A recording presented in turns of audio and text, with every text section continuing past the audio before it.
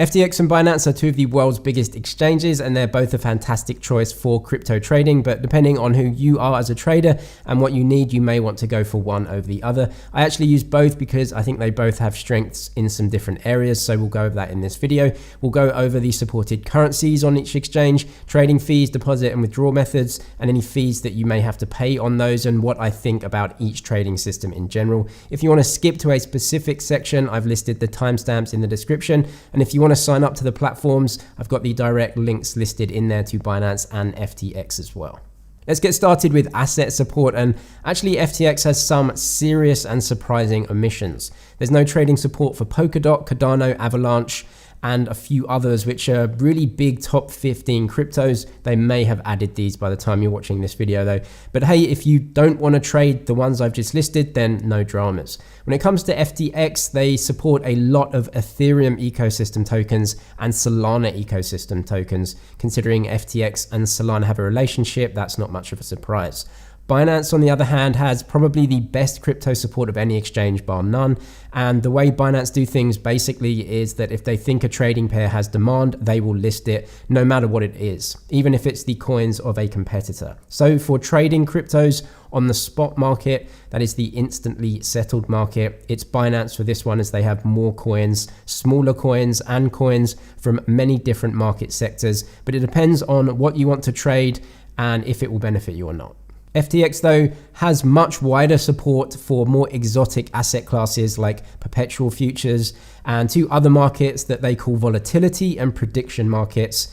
Let me translate that for you. Volatility markets actually allow traders to take positions to trade volatility itself as an asset instead of just going long or short an asset and taking a directional position. So if you have holdings of Bitcoin and you don't want to sell, but a big event is coming up and you think that the price may change a lot, either up or down, you could go long volatility of Bitcoin and basically hedge or trade around the edges of your portfolio. Yes, this is probably more for advanced traders, but sure, volatility is something bigger and pro traders do want to trade. The prediction markets are nothing more than random tokenized gambling on events like if Trump will get back into office in 2024. Binance doesn't have this, but it does have very robust Bitcoin and Ethereum futures markets that a lot of traders do use as well. When it comes to stablecoin support though, FTX really want you to trade cryptos against the US dollar. At least on their system, they have a USD currency that cryptos are traded against. They do also have some US dollar tether stablecoin pairs, but for the most part, you'll need to change any stablecoins into what they just call USD on their system. You can deposit USDC, TUSD and BUSD. It'll change that into what they just call USD, so you can trade that against other cryptos. Binance supports all major stablecoins though, including USDT, USDC and BUSD, but also supports all of those as trading pairs against cryptos. So you have more options and you don't need to change a stablecoin deposit once more into a special USD asset on their platform. So more choice on Binance. Coming to the trading systems though, having been a broker, there's certain things I look for in a trading system, and both Binance and FTX have these for the most part. The first is charting tools. Binance has everything you need. They actually use TradingView for their charts, which is the industry standard for retail trading platforms, and the same goes for FTX. The second is trade and order types. On Binance, you can set limit orders, market orders, and stop orders. And with FTX, you can put trailing stops and take profits in there, which is a little easier to use. If you need to know more about order types, then just look for the tutorials for each platform in the description. And the bit that you've been waiting for is the trading fees on FTX and Binance. Firstly, both of the platforms have amongst the lowest fees you'll see in the crypto world for trading. Both also offer discounts on your trading fees if you either pay with or hold their native tokens.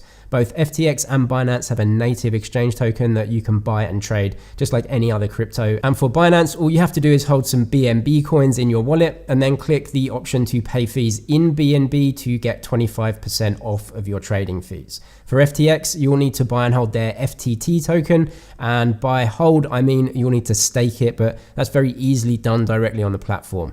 FTX will give you a bigger discount the more you hold, starting at 3% and working up to much higher than that if you're a very big whale. Both BNB and FTT are open market exchange tokens that will fluctuate in price with the market. So just keep that in mind if you're holding them. But even owning $10 of BNB will get you the discount. And for FTT, I believe the minimum is $100 of FTT for those discounts.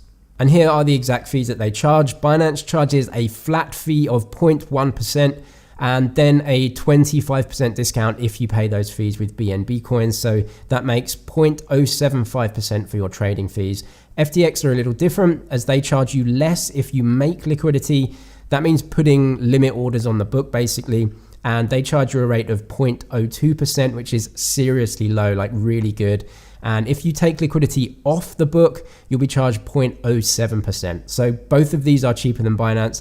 And then you can get those further discounts if you hodl FTT tokens. Just as a guide, if you trade $100,000 on Binance, you'll pay about $75 in fees. And on FTX, it's between $20 and $70, depending on if you add liquidity or take liquidity off the books. Coming to security though, both have the same attention to detail here and both offer the same features. You get whitelist addresses, which are when you add the crypto withdrawal addresses of your other wallets ahead of time and whitelist them for easy transfers. The only way you add or change a whitelist address is by going through an email and two-factor authentications, plus waiting a few days to change it. That means if your account gets hacked, you'll have time to figure it out and stop the hackers sending crypto to their wallets. Talking about 2FA, you can use a hardware device like YubiKey or use an app like Google Authenticator to set up a 6-digit code that changes every 30 seconds and link that to your account. It's very easy and adds in extra security. Don't use your phone and text messages for 2FA. Hackers can easily SIM swap and gain total access to your account. A 2FA app like Google's or a hardware device is much more secure. Another thing to look for is that they now both require KYC details to enable crypto trading. So that means you'll have to send in your ID and address details. In the past, and when I started using both FTX and Binance, neither required KYC, but times have changed and they do risk becoming regulatory pariahs if they don't implement KYC, which stands for Know Your Customer. Something else you may want to use these platforms for is earning some passive income, and both offer some good options, but both are very different in what they offer. Binance has by far the bigger platform overall. They have something called locked staking, which is when you lock up your coins for a certain period, which is usually 30, 60 or 90 days.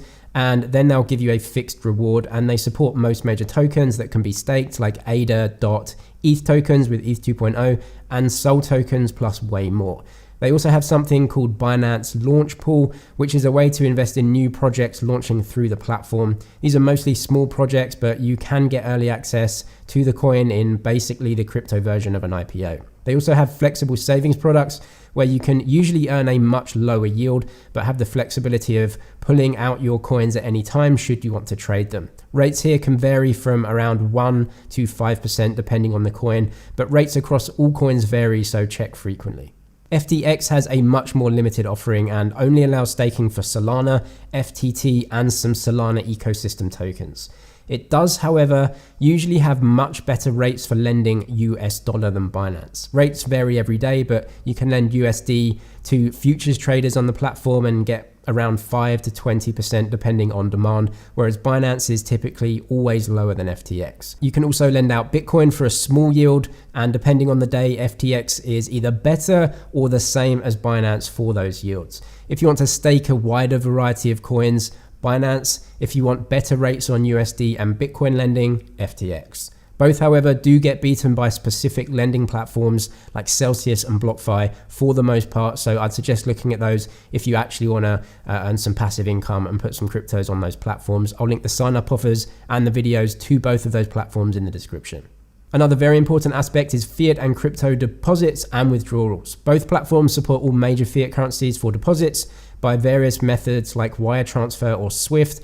Things do get a little complicated. A while back, Binance basically got hammered by regulators worldwide and got their banking privileges taken away. So if you're in the UK or Europe, bank deposits are not that easy and you'll have to pay a 1.8% fee to deposit cash via a card, or they do now accept USD deposits via SWIFT, but this can change. FTX also supports card deposits with a similar fee and also supports fiat deposits via bank transfers like SWIFT or faster payments in the UK. That's if your bank supports sending fiat to a crypto exchange, which if you do live in the UK, it won't. Overall, for deposits, you may have better luck with FTX for direct bank deposits, which do work out cheaper overall. Withdrawals also, for the most part, go to FTX. If you stake enough FTT tokens, you'll get free withdrawals of crypto, which is honestly fantastic and can save you a bunch of money in the long run, especially if you're trading and sending a lot of Ethereum tokens, which you will be because that's the bulk of what FTX supports. A downside here is that they charge a $75 fee to withdraw fiat currency to your bank if you're withdrawing less than 10,000, so that's not great. For Binance, they outrageously price gouge on crypto withdrawals. If you want to withdraw crypto to another wallet or exchange, they charge you more than it actually costs on Bitcoin and Ethereum, for example, and I really hate this. For other cryptos, it's a little bit better, but still more than the blockchain actually charges. It's just not cool. If you have tokens on Binance Smart Chain, that's cheap, which makes sense, and Binance wants to basically point you in that direction all of the time. Overall, they're both a good choice as low-cost trading platforms with many features for more advanced traders. I'll leave the links below in the description if you want to sign up and get started. There is a lot more to each platform than this video can cover, so if you want to know more about them and how to use them step by step, I'll link those videos below. And if you want to know more about trading and investing in crypto in general, check out the Crypto Investor course to see how I invest. You can go over to moneydg.academy. I'll leave that link in the description as well. I'm James with MoneyDG. Cheers for watching, and I'll see you in the next one.